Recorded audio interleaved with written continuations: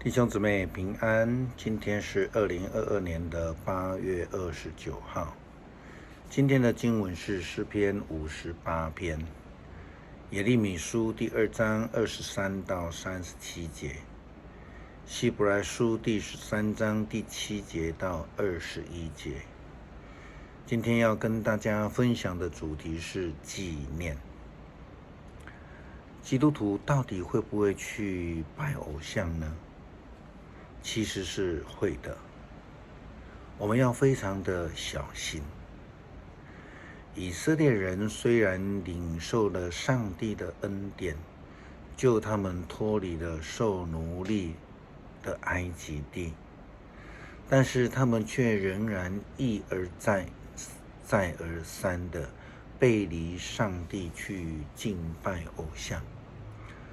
从圣经的记载中，我们对于巴力敬拜的金牛之认识呢，不就是出于这个出埃及的以色列人所做的吗？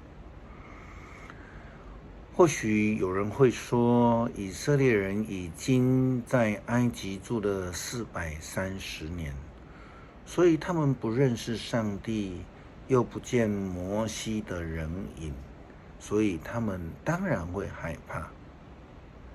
或许是看起来表面是这样子的哈。我们举个例子来想，如果有一个人因为身体的紧急状况而被救护车呢送到一间他很不熟悉的医院，并且他需要紧急开刀，结果他在开刀一半的时候，他醒过来了。他告诉这一位陌生的医生说：“医生啊，我对你不熟，那我也看不到你执刀的情形，我要请我熟悉的医生来帮我开刀，所以呢，你就帮我这个开刀的这个伤口留着，送我到某某医院去。”相信大概不会有人这样做了哈。耶利米书告诉了我们当时候的以色列人的情形。圣经说：“你怎能说没有玷污自己呢？从未拜过巴力呢？看看你留在山谷间的脚印，回想你做了些什么。你简直是到处狂奔的野骆驼，像是性欲冲动的野驴，发情的时候无法控制，公驴追它毫无困难，交尾期间随时可以找到它。以色列啊，不要追寻别的神明，不要追到跛脚，追到喉咙干渴。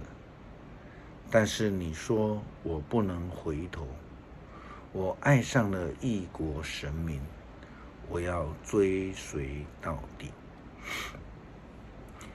以色列人不只在出埃及的时候违背上帝敬拜偶像，陆陆续续在他们的历史当中都受到了迦南地原住民的影响，去敬拜了偶像，并且非常的热衷。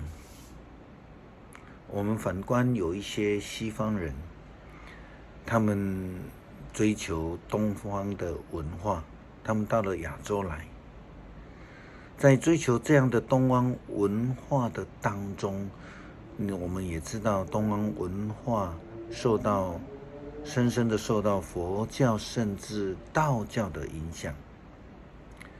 我们也看到了一些具有基督信仰背景的西方人，他为了追求这样的东方文化，也就跟着膜拜他们的膜拜形式来走。更有人呢，觉得穿上了僧人的家袍，觉得非常酷，我们所谓的拿香跟拜。这样的情形其实就是如同当时候的以色列人一样，他们跟着当地迦南人追求偶像的敬拜，他们却不纪念上帝的恩典。不但如此，以色列人还学习了偶像敬拜当中最恶劣的文化。他们将人的生命、自己的儿女献给了巴力。这个可以参考耶利米书第32章35节，以西结书第23章39节的记载。这种跟随着世俗价值观而行的生活行为，就像是一种离开上帝的行为。他们在世俗的文化当中，其实就掺杂了许许多多其他偶像崇拜的文化在这个当中。至少呢，这个的影响就是让他们离开了上帝的教导以及要求。这种行为并不是纪念上帝救恩的生命。诗篇第1篇第2节告诉我们，唯喜爱耶和华的律法，日夜思想上帝的话语，这人便为有福。思想，我们可以说是纪念。基督徒应当随时随刻的纪念上帝的话语，纪念上帝的恩典。就如同箴言22章第6节也告诉我们，教导儿童走在正路，他自幼到老，终身不忘。这个就是纪念。和合本的翻译不太一样，和合本的翻译说，教养孩童，使他走当行的道，就是到老他也不偏离。在另外申命记11章18节到21节，摩西也很早就提醒了以色列人要纪念上帝的话语，随时随地的紧紧牢记在心里面。但是以色列人却是忘记了。18节说，所以你们要记住这些诫命，铭刻在心，要把这些诫命系在手上，戴在额上，提醒你们，你们要把这些诫命教导儿女，无论在家或出外，工作或休息，都要讲论这些诫命。你们要把这些诫命写在家里的门框和大门上，这样你们和你们的儿女就能在上主你们上帝所应许给你们的祖先的土地上享长寿。天地存在一天，你们就住在那里一天。我们也可以参考申命记第6章第4节第9节，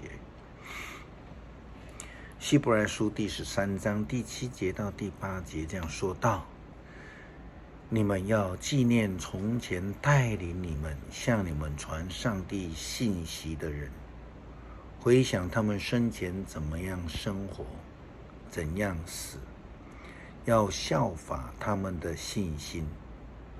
耶稣基督昨日、今天，直到永远都是一样，并且说，不要让各种怪异的学说把你们引入歧途，应当依靠上帝的恩典来健全你们的心，不要依靠食物的规律，依靠那些规律的人并没有得到帮助。